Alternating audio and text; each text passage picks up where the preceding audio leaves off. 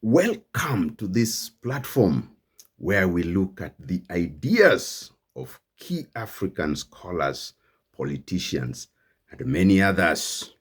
I do not know the extent to which you follow international news. I do not know whether you know what is going on in Europe and in America in terms of political currents. But I want to remind you of the writings of Kwame Nkrumah, one of the best Pan-Africanists who have ever lived on the African continent. This is what Kwame Nkrumah had to say about neo-colonialism. Neo-colonialism, like colonialism, is an attempt to export the social conflicts of the capitalist countries. Note that. The temporary success of this policy can be seen in the ever-widening gap between the richer and the poorer nations of the world.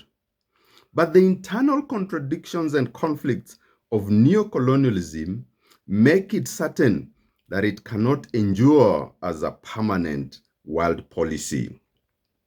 How it should be brought to an end is a problem that should be studied above all by the developed nations of the world, because it is they who will feel the full impact of its ultimate failure.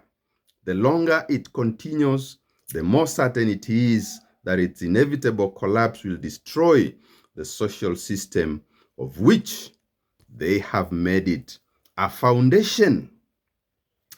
It's always refreshing to read the ideas of Kwame Nkrumah because he was the best analyst of the then emerging capitalist influence on the African continent. Now, I brought up the issue of what is going on in Europe and across the Atlantic.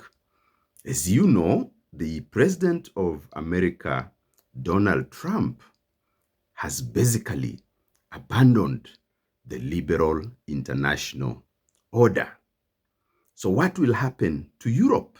That's a big question that policymakers in European countries in particular, the European Union, are now trying to grapple with.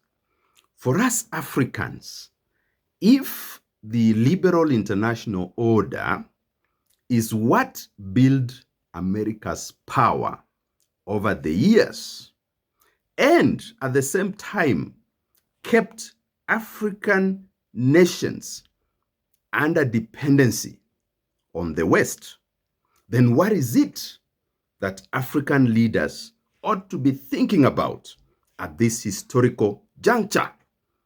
And in particular, to take Africa out of the dependency that has guided our policy making and political processes on the continent.